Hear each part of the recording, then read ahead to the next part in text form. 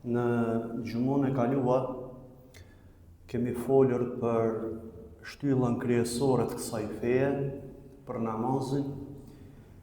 Kemi treguar se si është ta ndjesh kënaqësi në namaz.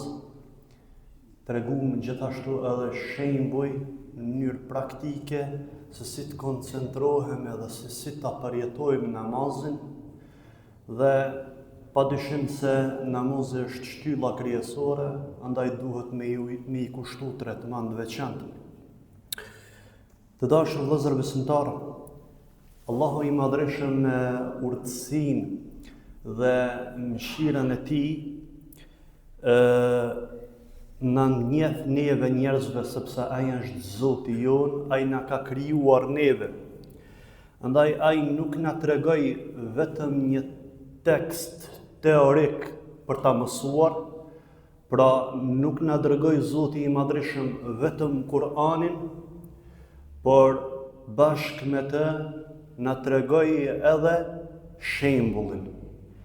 Bashkë me të na tregoi edhe udhërrëfyesin i cili na ndihmon, i cili do të jetë shembulli praktik se si besimtari, se si muslimani ta praktikon fen, se si muslimani t'jetë prej tillëve që do të jetë i përpikt në urdhrat e fesë.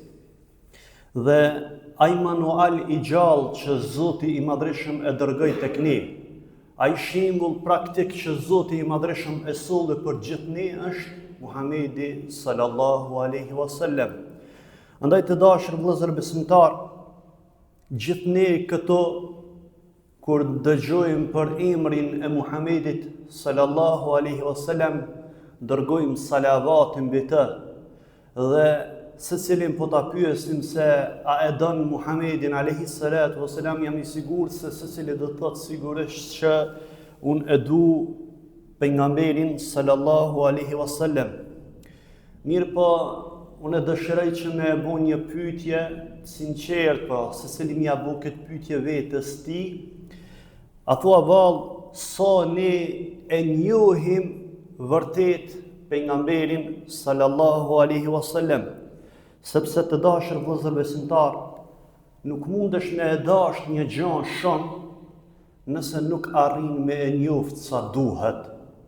Pra, duhesh ta njohësh një gjë, po pastaj të fillosh ta duash.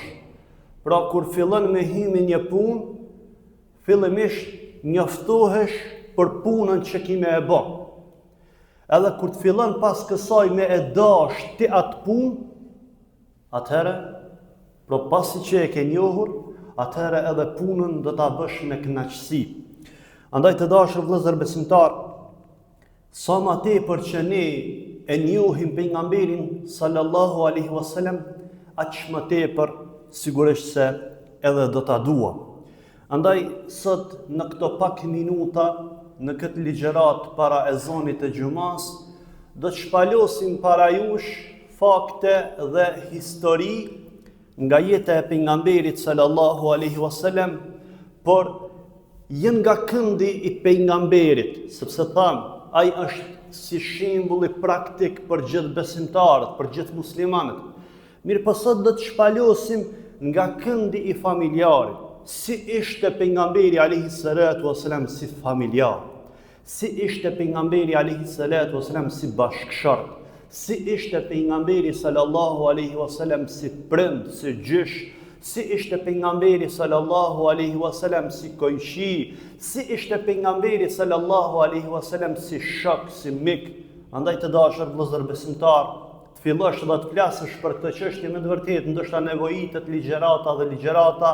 Mirë po do të mundohemi që në pika të shkurta të prekim gjithë secilën nga këto pika që i sollëm para jush, sepse të dashur vëllezër besimtar, vetë Zoti i madhreshëm në Kur'an, çka tha për pejgamberin sallallahu alaihi wasallam, çka na porositi për të, tha laqad kana lakum fi rasulillahi uswatun hasana. Ju me të vërtetë në të dërguarin e Allahut keni shembullin më të mirë. Pra ne, nëse dëshirojmë që ta kemi atë shembull në jetën tonë, patjetër që duhet ta njohim sa më tepër atë. Të dashur vëllezër besimtar, Allahu i Madhreshëm e dërgoi Muhammedin alayhi salatu wassalam me fjalët wa innaka la ala khuluqin azim, dhe ti me të vërtet je në një shkallë të lartë moralit. Pra, pse duhet ne me pas shembull pejgamberin sallallahu alaihi wasallam? Për shkak se ai ka qenë në shkallën më të lartë moralit. Ai ka qenë shembulli i përkryer i sjelljeve. Ai ka qenë me të vërtet manuali praktik, Kurani i gjallë që ecste në tokë. Andaj, ndalemi për një çast edhe të hyjmë brenda shtëpisë pejgamberit sallallahu alaihi wasallam, si ishte ai brenda katër mureve të shtëpisë së tij, kur nuk e shihni në masa, kur ishte i vetëm në familje, si ishte ai si bashkëshort, sepse sot fatkeqësisht termi i burrnis është i keq kuptuar në mas. Sot sa më i ash për t'jesh në familje, aq ma burr ki me kon. Kështu disa e konceptojnë termin e burrnis. Mirë po ja që shembulli praktik, Muhamedi alayhi salatu wasalam nuk ishte kështu.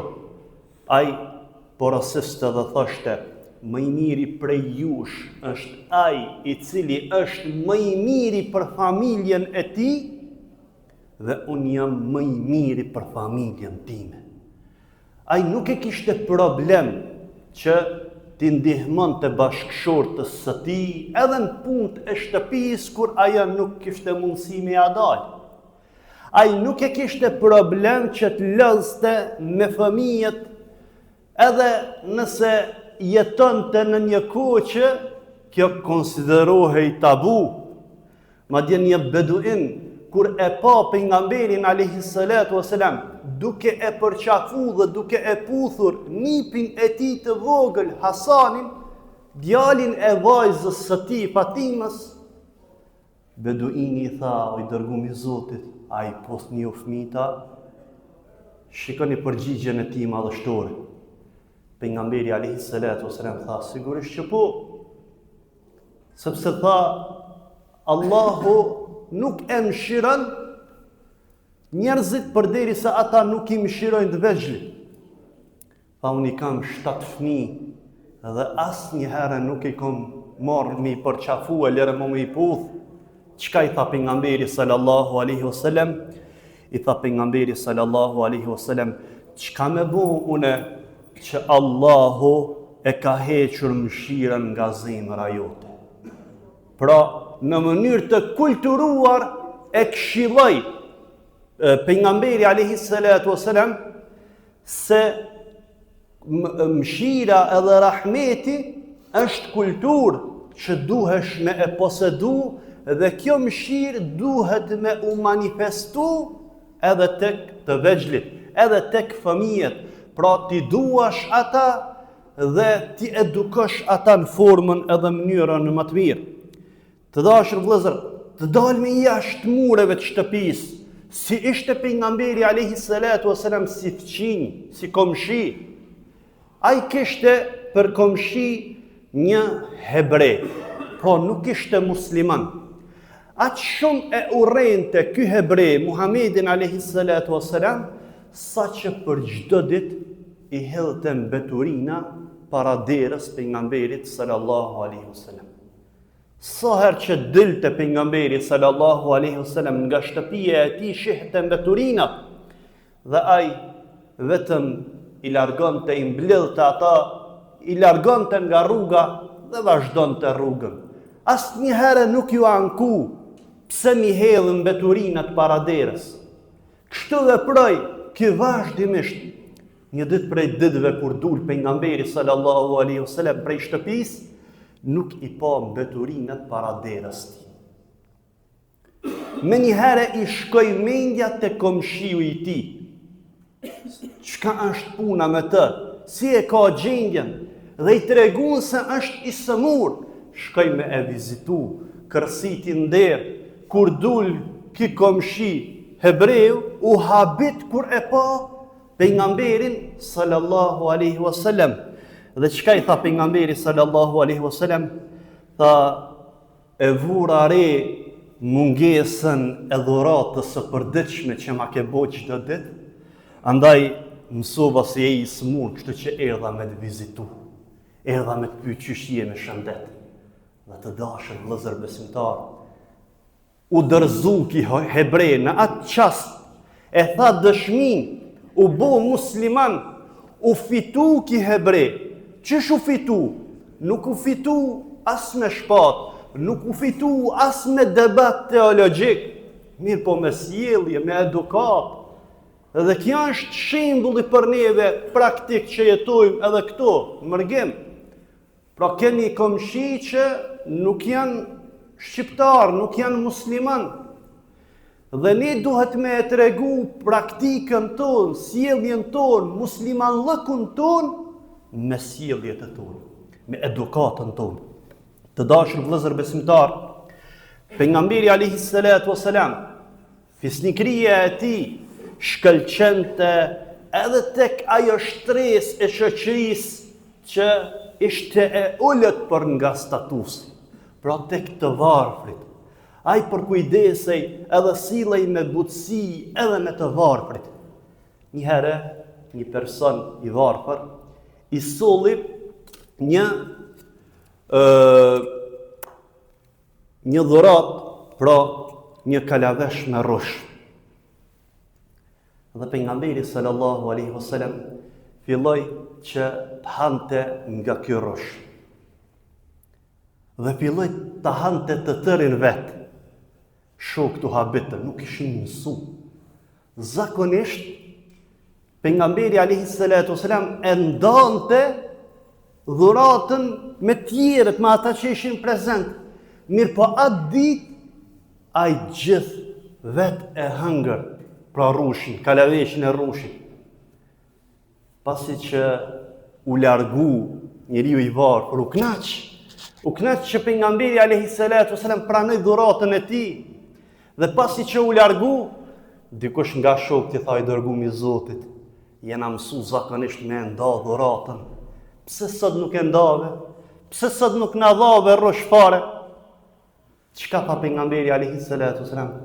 Tha sikur ta dinit, sa i tharpt që ishte rrushi, tha do të merroheshit. Për këtë shkak nuk deshta mi aprish zemrën, se jo kur do ta kërkonit, do të ndjeshi normal në veri nga thartësia e rrushit. Dhe për këtë shkak e hëngër të tërin pejgamberi alayhi salatu wasalam për të treguar thjeshtësinë dhe për të mos ja dëmtu zemrën këtij të varfrit. Kështu ishte pejgamberi sallallahu alaihi wasallam.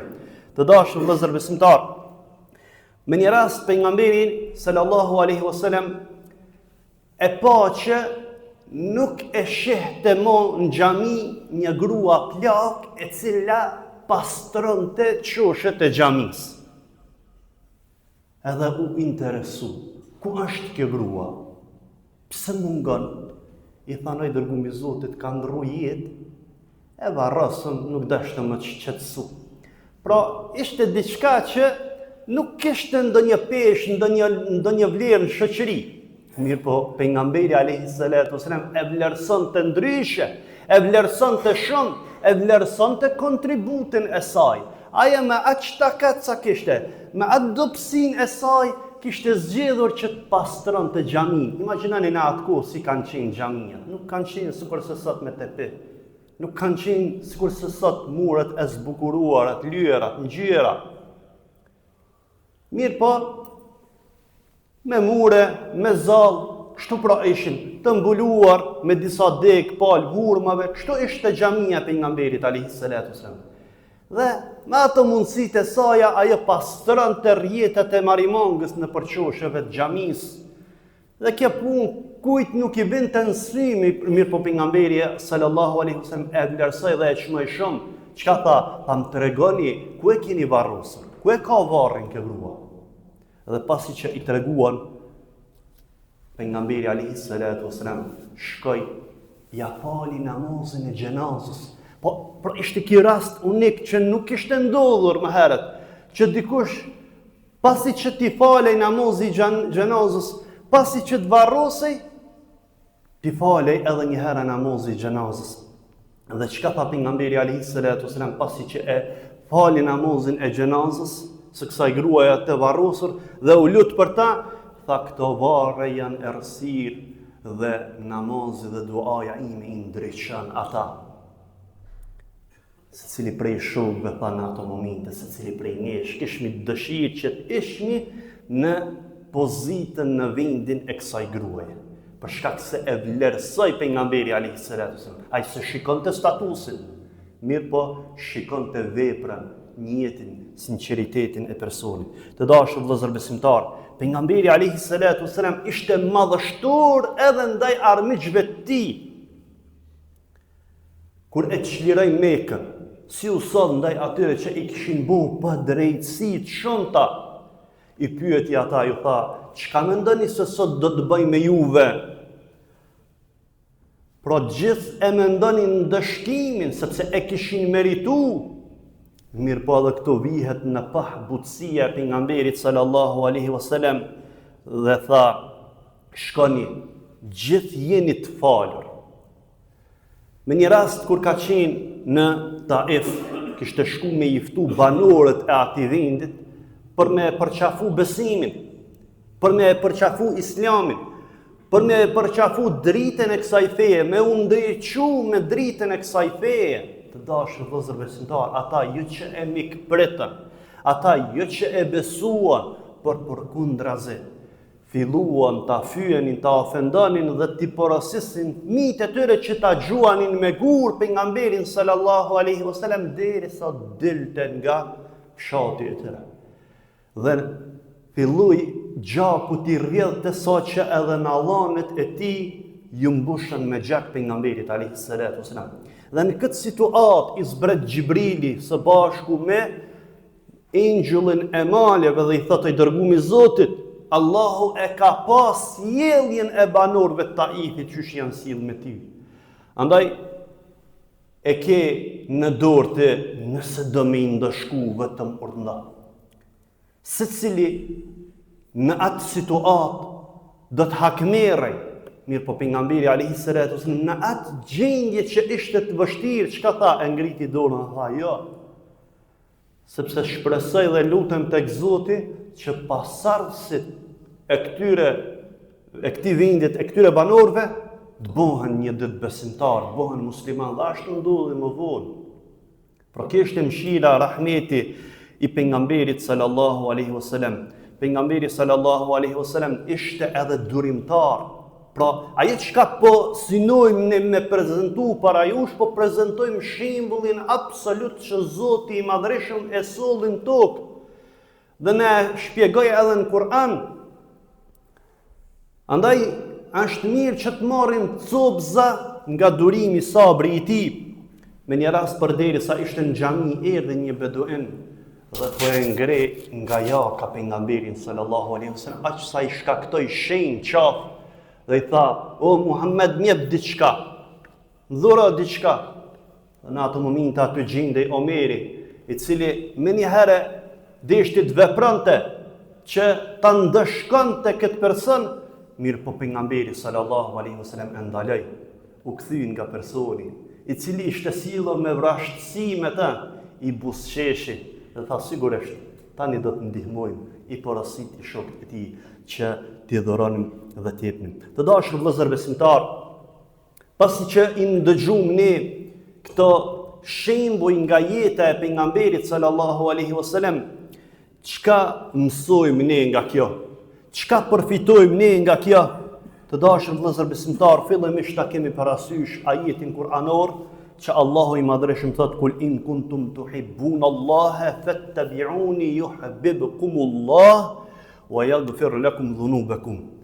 Allahu i drejtohet Muhamedit sallallahu alaihi wasallam duke i thonë, thua ja Muhammed, nëse ju vërtet e doni Allahun, atëherë më pasoni mua dhe cili është rezultati i kësaj? Allahu do t'ju do juve dhe do t'ju fal juve. Dhe çka mësojmë ne nga kjo që e prezantuam para jush, e para të dashur vëllezër besimtar, si ta ndjekim shembullin e pejgamberit sallallahu alaihi wasallam. Kur të kthehemi sot në shtëpi pas xhumos, le të jetë buzëqeshja jon e parë ajo çka e shohin bashkëshortja dhe fëmijët e tanë. Pra asnjëherë mos shiko që hidhërimin që e ke pas jashtë me dikën, me shku dhe me shpras tek shtëpia, sepse nuk të kanë faj atë asgjë. Po edhe tek shtëpia ndonjëherë kur fjalosesh, mos dil me atë idhnim para shokëve, sepse nuk të kanë faj atë asgjë. E dyta të dashur vëllezër besimtar, kur dalesh në për korridoret e pallatit tënd dhe të takohesh me atë komshiun që është gjerman e që është italian apo çfarë do lloj nacionaliteti tjetër, ai dije që nuk e lexon Kur'anin.